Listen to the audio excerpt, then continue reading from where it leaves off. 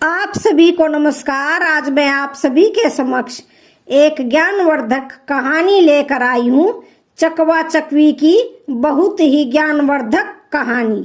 तो श्रवण करते हैं ये कहानी। चकवी के 3 प्रश्न।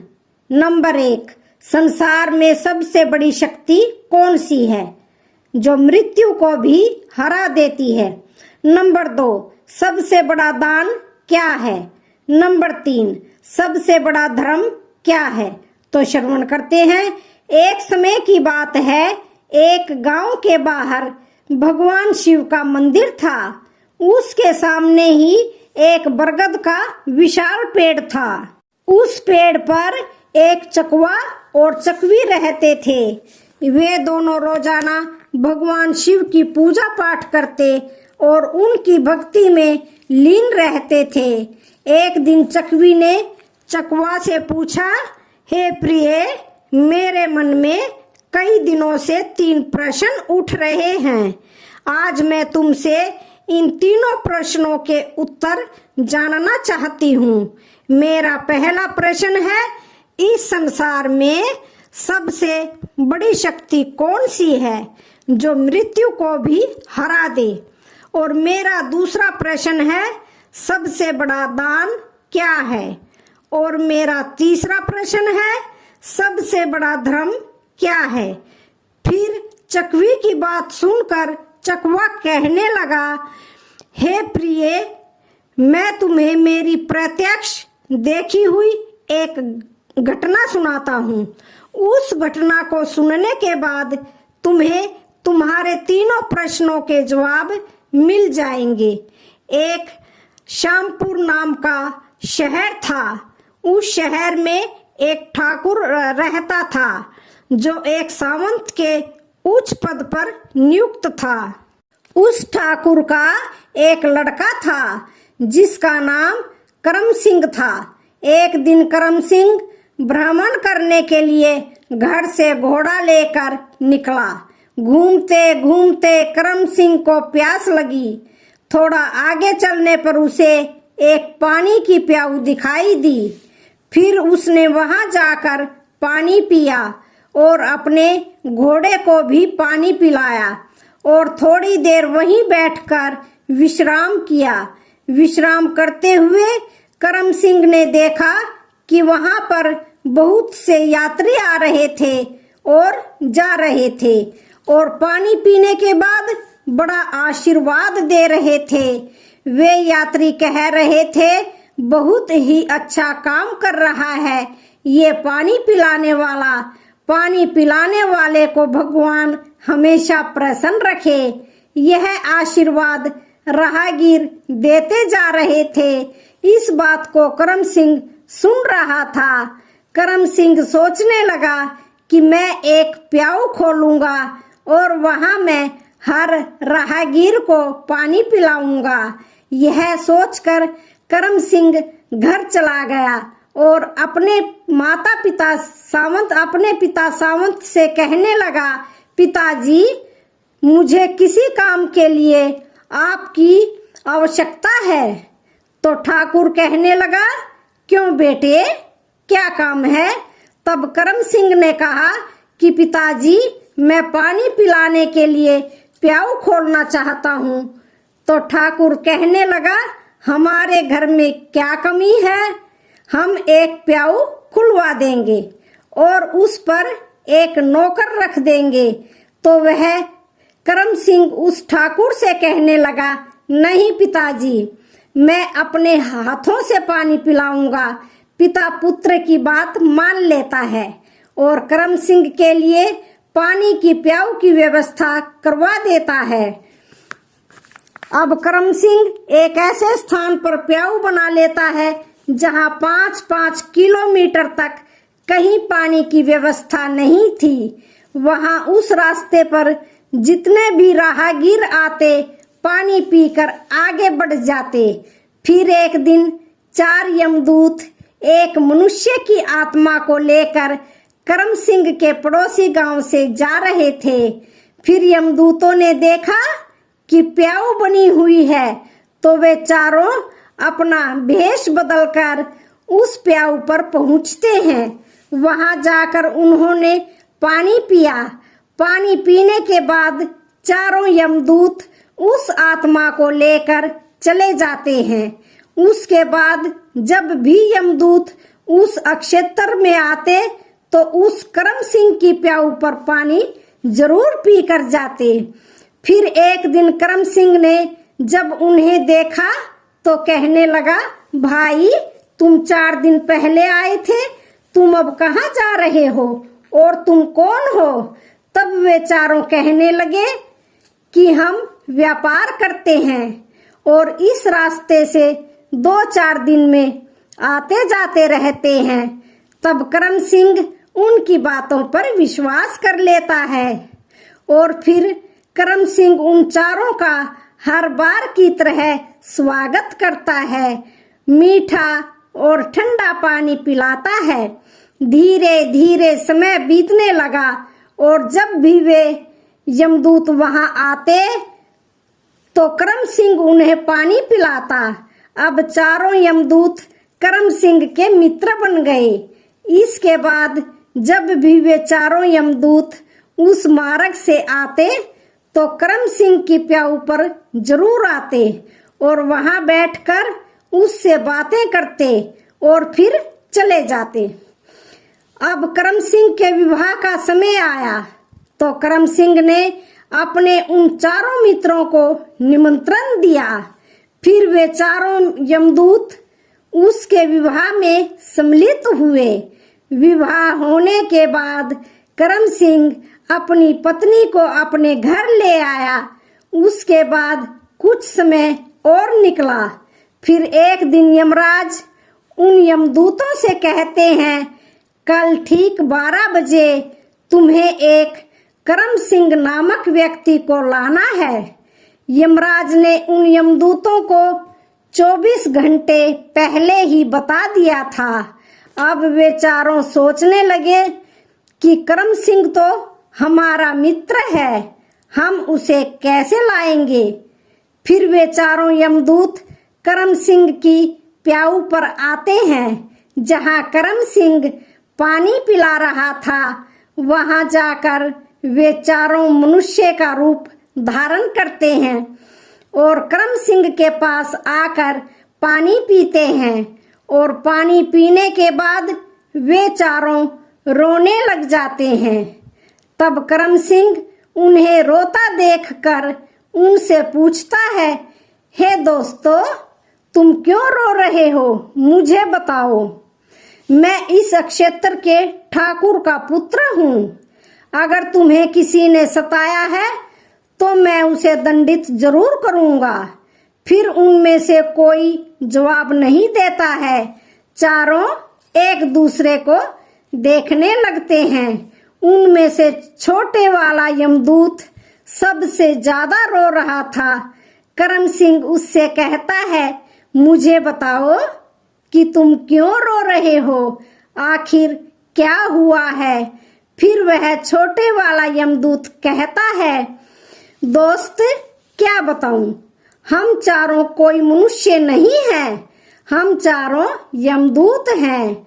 हम जब भी इस क्षेत्र से किसी आत्मा को लेकर जाते थे तो तुम्हारी प्याऊ पर पानी पीने के लिए आ जाते थे और धीरे धीरे तुमसे हमारी मित्रता हो गई।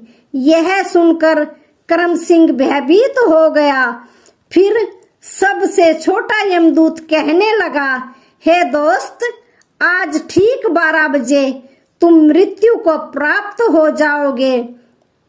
हमारी मित्रता के मोह के कारण ही हमें रोना आ रहा है। यमराज ने हमें आज्ञा दी है कि मैं सर्प बनकर तुम्हारे सिर पर डसूंगा और यह जो 3 मेरे बड़े भाई हैं यह तुम्हारे प्राणों को लेकर चले जाएंगे। फिर करम सिंह कहने लगा, मित्र, जब मेरी मृत्यु का समय आ ही चुका है तो तुम्हारे रोने से क्या लाभ, इसमें भला तुम क्या कर सकते हो। मैं मृत्यु से नहीं डरता, मैं तुम्हारे साथ चलने के लिए तैयार हूँ। फिर चकवा कहता है, हे चकवी। तब वह चौथा यमदूत कहता है, हे दोस्त, सबसे ज्यादा स्नेह तुमसे मैं ही करता हूँ, परंतु क्या करूँ, संयोगवश मुझे यह जिम्मेदारी मिली है कि मैं तुम्हें डसूंगा और तुम्हारी मृत्यु मेरे ही हाथों से होगी। फिर चकवा कहने लगा, हे चकवी। तब वह करम सिंह कहने लगा कि ठीक है मित्र, कोई बात नहीं, जो यहाँ आया है उसे एक ना एक दिन तो जाना ही पड़ता है, मृत्यु को कोई नहीं टाल सकता। फिर वह छोटा यमदूत कहता है, देखो करम सिंह, ठीक 12 बजने से 10 मिनट पहले हम चारों यमदूत तुम्हारे घर की सीढ़ियों पर बैठ जाएंगे और 10 मिनट बाद तुम्हें ले जाएंगे। इतना कहकर वे चारों यमदूत अदृश्य हो गए। अब करम सिंह फिर थोड़ा सा घबराया और अपने घर को चल दिया। उसने रात को वह बात अपनी पत्नी से नहीं बताई और इंतजार करने लगा कि कब 12 बजेंगे। जब 12 बजने का समय नजदीक आया तो वह छोटे वाला यमदूत सर्प का रूप धारण कर लेता है और सीढ़ियों पर बैठ जाता है। फिर चकवा कहने लगता है, हे चकवी। इधर करम सिंह मन में विचार कर रहा था कि मैं थोड़ी देर में मरने वाला हूँ और मेरी नई नवेली पत्नी है, तो क्यों ना थोड़ी देर मैं अपनी पत्नी से बातें कर लेता हूँ। और यह सोचकर वह ऊपर के कमरे में जाने लगता है। अब उसे ऊपर जाने के लिए सीढ़ियों से होकर जाना था जिन पर वह सर्प बैठा हुआ था। जब करम सिंह ने सर्प को बैठे हुए देखा तो करम सिंह उसे पहचान गया और उससे कहने लगा, हे दोस्त, तुम मुझे डस लो, मैं कहीं नहीं जा रहा हूँ। तभी सर्प कहता है, हे मित्र, मैं तुम्हें जरूर डसूंगा, पर जब 12 बजने में 10 मिनट शेष रहेंगे तभी मैं डसूंगा। जब सर्प और करम सिंह आपस में बातें कर रहे थे तो करम सिंह की पत्नी उन्हें देख रही थी और उनकी बातें सुन रही थी। करम सिंह की पत्नी एक पतिव्रता स्त्री थी। उसका पतिव्रत धर्म उजागर हो गया और वह ईश्वर से प्रार्थना करने लगी, हे प्रभु, मेरे विवाह को अभी 10 दिन का समय भी नहीं हुआ है और यह क्या घटित होने वाला है। फिर चकवा कहने लगा, हे चकवी, वह एक राजपूत की पुत्र वधू थी। उसने 36 प्रकार के व्यंजन भोजन में बनाए और उसी शहर में एक बहुत ही गरीब व्यक्ति रहता था और उस गरीब के एक लड़की थी जो 9 महीने की गर्भवती विधवा थी और वह अपने गरीब पिता के घर में रहती थी, क्योंकि उसके ससुराल में उसके पति के मरने के बाद उसका कोई सहारा नहीं था। और जिस दिन करम सिंह को वह सर्प डसने वाला था उसी दिन उस लड़की के एक नवजात शिशु पैदा हुआ और वह लड़की जिसके प्रसव हुआ था उसे बहुत जोर से भूख लगने लगी। तो वह लड़की अपने माता पिता से कहने लगी, मुझे बहुत तेज भूख लग रही है, मुझे कुछ खाने को दीजिए। तो पिता कहने लगा, बेटी, मेरे पास खाने के लिए कुछ भी नहीं है, मैं तुम्हें भला क्या दे सकता हूँ। ऐसे में वह लड़की बोली, यदि तुम मुझे खाने को नहीं दोगे तो यह जो बच्चा मेरे गर्भ से पैदा हुआ है मैं इसे ही खा जाऊंगी। फिर चकवा कहने लगा, हे चकवी, प्रसूति के समय की भूख बहुत ही तेज होती है। जब उस गरीब व्यक्ति ने यह बात लड़की के मुंह से सुनी कि मैं इस बच्चे को खा जाऊंगी, तो वह पिता कहने लगा कि बेटी तुम रुको, मैं जाता हूँ। अगर कोई कुछ दे देगा तो मैं खाने के लिए अवश्य लेकर आऊंगा। उस लड़की का पिता भिक्षा मांगते हुए चला जा रहा था। जो कोई उसे देखता तो वही दरवाजा बंद कर लेता था। इस प्रकार चलते हुए वह व्यक्ति इसी ठाकुर के महल के पास आया, जहां पर करम सिंह से उसका काल सर्प बनकर बातें कर रहा था और उसकी पत्नी छत से उसे देख रही थी और ईश्वर से प्रार्थना कर रही थी। तभी वह मांगने वाला आवाज लगाता है, मुझे कोई भोजन दे दीजिए, मेरी लड़की को प्रसव हुआ है। उसने एक नवजात शिशु को जन्म दिया है और मेरे पास उसको खिलाने के लिए कुछ भी नहीं है। वह नवजात शिशु को खाने वाली है। जब यह बात करम सिंह की पत्नी ने सुनी तो वह सोचने लगी, कुछ समय बाद मेरा पति मर जाएगा और मैं विधवा हो जाऊंगी और मुझे अपने पति के साथ सती होना पड़ेगा। तो यह भोजन किस काम आएगा जो मैंने बनाया है। इस भोजन को मैं इस भिखारी को दे देती हूँ। फिर उसने वह भोजन उस गरीब व्यक्ति को दे दिया। तब भोजन को लेने के बाद वह गरीब व्यक्ति वापस उसके घर चला जाता है और जब तक करम सिंह और सर्प बातें कर रहे थे तब तक वह गरीब आदमी जाकर उस भोजन को अपनी लड़की को खिला देता है। 36 प्रकार के व्यंजनों को जब उस लड़की ने जी भर के खा लिया तो पूछने लगी, पिताजी आज इतना अच्छा भोजन किसने दिया? तब उसके पिता ने कहा कि बेटी, हमारे गांव के ठाकुर साहब की जो पुत्र वधू है, जिसका विवाह अभी कुछ ही दिन पहले हुआ था, उसने ही मुझे यह भोजन दिया है। तो वह लड़की कहने लगी, हे भगवान, उसका सुहाग अमर रहे। उस लड़की ने आत्मा से आशीष दिया कि उस औरत का सुहाग अमर रहे। फिर भगवान श्री हरि का सिंहासन हिल गया तो उन्होंने नारद मुनि को बुलाया और कहा कि मृत्यु लोक में देख कर आओ, मेरे किसी भक्त पर बहुत बड़ा संकट है, जिस कारण मेरा सिंहासन हिल रहा है। तब नारद मुनि भगवान श्री हरि की आज्ञा के अनुसार देखते हैं कि भगवान का सिंहासन क्यों हिल रहा है। तो वे देखकर यह बताते हैं कि एक बिल्कुल भूखी आत्मा, जिसने कुछ समय पहले एक नवजात शिशु को जन्म दिया था, वह भूख से बहुत ही व्याकुल थी।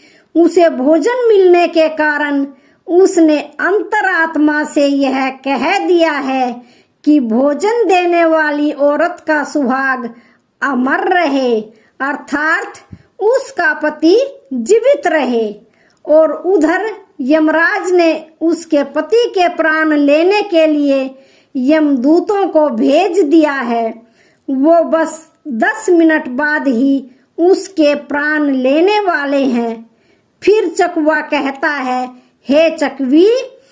फिर नारद मुनि भगवान श्री हरि से कहते हैं, हे प्रभु, प्रकृति के नियमों के अनुसार करम सिंह की मृत्यु का समय आ गया है और उसे लेने के लिए यमदूत उसके घर पर बैठे हुए हैं। और उधर एक दिव्य आत्मा ने अपनी संपूर्ण शक्ति से करम सिंह की पत्नी को आशीष दे दिया है कि उस औरत का सुहाग अमर रहे। फिर भगवान श्री विष्णु कहने लगे, मुझे उस आत्मा का मान रखना पड़ेगा, चाहे मेरे कार्य में परिवर्तन ही क्यों ना हो जाए। भगवान विष्णु अपने भक्त की रक्षा करने के लिए उस प्रसव वाली लड़की की आत्मा के वचन को उस करम सिंह पर कवच बनाकर डाल देते हैं। तब तक घड़ी में 12 बजने में 10 मिनट ही बाकी थे। तब वह करम सिंह उस यमदूत से कहने लगा, हे दोस्त, अब तुम मुझे डस लो और मैं तुम्हारे साथ चलने के लिए तैयार हूँ। फिर उस सर्प ने करम सिंह को डस लिया और सर्प सोचने लगा कि 10 मिनट में यह करम सिंह मर जाएगा। लेकिन 10 मिनट बाद भी उस करम सिंह को कुछ नहीं हुआ। फिर सर्प कहने लगा, हे दोस्त, तुम्हें कुछ हो रहा है क्या? करम सिंह कहने लगा, मित्र, मुझे कुछ नहीं हुआ है। फिर सर्प ने उसके ऊपर तेज विष डाला, परंतु उस करम सिंह की रक्षा स्वयं श्री हरि विष्णु कर रहे थे, जिस कारण से सर्प के विष का असर करम सिंह पर नहीं हुआ। करम सिंह सर्प से कहने लगा, हे दोस्त, तुम मुझे पूरी ताकत से डसो। फिर तीसरी बार भी उस सर्प ने पूरी शक्ति से करम सिंह को डसा, परंतु करम सिंह का बाल भी बांका नहीं हुआ। फिर करम सिंह को जीवित देखकर चारों यमदूत हक्के बक्के रह गए और कहने लगे, हमें इसके लिए यमराज के पास जाना पड़ेगा। फिर वे चारों यमराज के पास पहुंच गए और यमराज से कहने लगे, हे यमराज, हमने बहुत प्रयास किया, परंतु उस करम सिंह नामक व्यक्ति पर जहर का असर नहीं हुआ। फिर यमराज ने अपनी दिव्य दृष्टि से देखा कि उस करम सिंह के शरीर से 3 जगह से रक्त बह रहा है, लेकिन करम सिंह को कुछ नहीं हुआ। तभी यमराज भगवान श्री हरि विष्णु के पास पहुंच जाते हैं और कहते हैं, प्रभु, मैं अपने पद से इस्तीफा देना चाहता हूँ। भगवान श्री हरि विष्णु कहने लगे, क्यों, क्या हुआ? तब यमराज ने कहा कि हे प्रभु, प्रकृति के नियम में परिवर्तन हो गया है। जिस व्यक्ति की मृत्यु का समय आया था, वह व्यक्ति 3 बार प्रहार करने से भी नहीं मर रहा है। इसका क्या कारण है? श्री हरि विष्णु उन्हें समझाते हैं कि हे यमराज, यह आत्मा की शक्ति है। फिर यमराज कहते हैं, प्रभु, यह आत्मा की शक्ति क्या होती है? तब भगवान श्री विष्णु कहते हैं, यदि कोई व्यक्ति अपनी अंतरात्मा से किसी दूसरे व्यक्ति को आशीष या श्राप दे देता है, तो उसको झूठा करने की शक्ति मेरे अंदर भी नहीं होती है, चाहे फिर मुझे उसके लिए प्रकृति के नियमों में ही परिवर्तन क्यों ना करना पड़े। फिर भगवान विष्णु कहते हैं, हे यमराज, जरा ध्यान से देखिए, एक ऐसी गरीब औरत जिसका पति उसे 2 महीने पहले ही छोड़कर मर गया हो, जो अपने पिता के पास रह रही हो और पिता के पास भी खाने को कुछ नहीं मिले, और जिसने कुछ समय पहले ही एक शिशु को जन्म दिया था, उसे भोजन नहीं मिल रहा था, उसकी आत्मा भूख से बिलबिला रही थी। वह अपने नवजात बच्चे को खाने को तैयार थी और उसको भोजन उपलब्ध कराया उस करम सिंह की पत्नी ने। और उस औरत ने उसे ऐसा आशीष दिया कि उसका सुहाग अमर हो जाए। मुझ में एकाग्र होकर जो व्यक्ति आशीष या श्राप दे देता है, मैं उसके वचन को कभी झूठा नहीं होने देता हूँ। हे यमराज, इसलिए तुम्हें करम सिंह की आयु 100 वर्ष और बढ़ानी होगी। फिर यमराज करम सिंह की आयु को 100 वर्ष बढ़ा देते हैं। फिर चकवा कहता है, हे चकवी, तुम्हारा पहला प्रश्न था कि सबसे बड़ी शक्ति कौन सी है जो मनुष्य को भी हरा दे। तो समझ लो, सबसे बड़ी शक्ति होती है आत्मा की शक्ति। यदि कोई व्यक्ति आत्मा से आशीर्वाद दे या श्राप दे तो उसे ईश्वर भी नहीं टाल सकता। तुम्हारा दूसरा प्रश्न था कि सबसे बड़ा दान क्या है। तो समझ लो, हमें अन्न का दान करना चाहिए। अन्न का दान सबसे बड़ा दान माना जाता है। भूखे को भोजन कराना सबसे बड़ा दान होता है। तुम्हारा तीसरा प्रश्न था कि सबसे बड़ा धर्म क्या है। तो समझ लो, जहां आवश्यकता होती है उस स्थान पर दिया गया दान सबसे बड़ा धर्म होता है।